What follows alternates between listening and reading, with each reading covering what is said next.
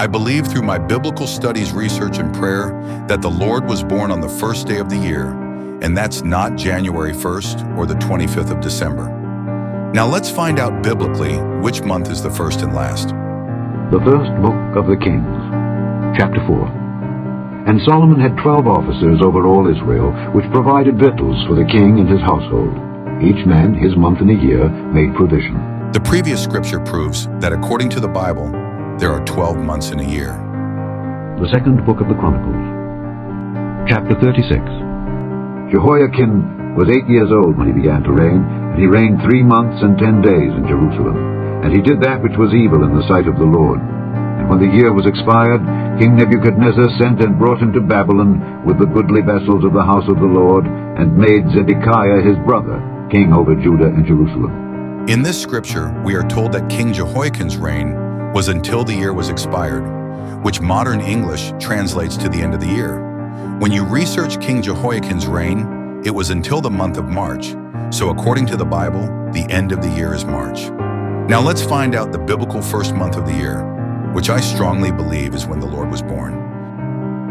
The second book of Moses, called Exodus, chapter 12. And the Lord spake unto Moses and Aaron in the land of Egypt, saying, This month shall be unto you the beginning of months.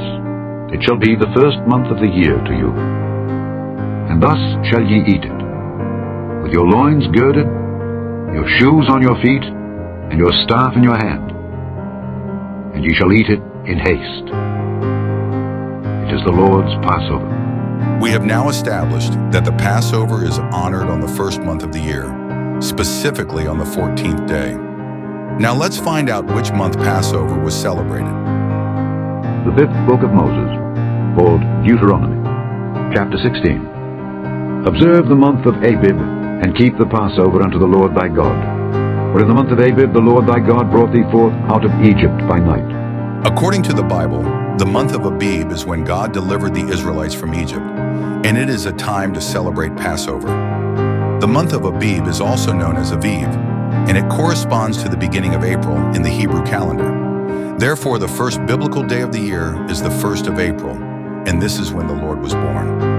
The Israelites essentially celebrated the Lord's birth when they observed the months of Abib and Passover. The Lord was born in spring, when the birds are chirpier, the sky's brighter, the light is lighter, and everything grows and comes to life, not in the dead of winter. This Bible right here, if you see how thick it is, it's not made like the new Bibles out of thin Bible paper. This is real paper. This is like hardcore paper. So it's durable, and it's lasted since 1775. The cover has come off, unfortunately, so let me put that down. And I'm just going to bring you through a couple of the details in here that I think are really amazing. This right here is the most important page because it's the main page of the Bible. I'll let you see it right here. The Holy Bible containing the Old and New Testament, translated out of the original tongues, and with the former translations diligently compared and revised. By His Majesty's special command, appointed to be read in churches, Cambridge, 1775. So that's page 1. But I want you to see what I think is even more important, which is this right here. This right here, let's see if I can just hold it for you guys to read this. But look at that main title. To the Most High and Mighty Prince James, by the grace of God, King of Great Britain, France and Ireland, defender of the faith and country. So cool. So let me go to the end here where we were looking at the months of the year. Here we go, table of time. And days of the week. Let's take a look at this together because I had a few questions on what the names of the months were and how 2 months could be 1 month. I'm just going to let it sit here for you to read. And as you go one by one, you realize that they're sharing months to call these months. Now, what is intercalary? Because Vader, 13, intercalary. Maybe that's the 1 day. Ooh. It's not 13 months, guys. It's 12 months, 28 days apiece, and then Vader is the 1 day a year to get us to 365. I think that's what that is. All right, guys, there's so much to unravel here. So it looks to me like they use the table of time as a zodiac. So each month is really 2 months, just like the zodiac. I believe the 13th month, which you see there as Vader, what I think that is you have 12 months at 28 days, Vader is not the 13th month. Vader is the 365th day each year. It's the first day of the year. It is April 1st. But why is it April 1st? And why is Vader April 1st? Because that is the day Jesus was born. April 1st. April Fool's Day. They really did make fools out of us, didn't they? Who was made fools out of, and who ultimately is this evil world calling a fool? I'd like to close with this important message.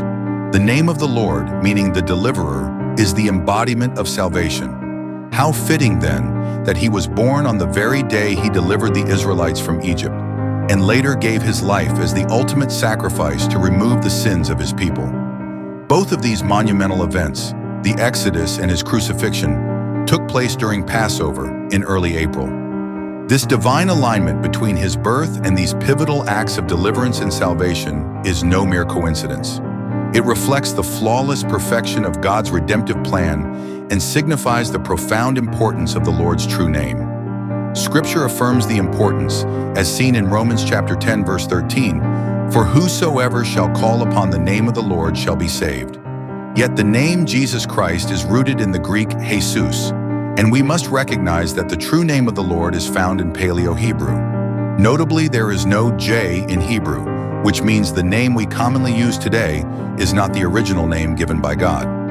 In my upcoming video, I will reveal the true name of the Lord, shedding light on this important truth and inviting viewers to reflect on the powerful significance of calling upon his original Hebrew name.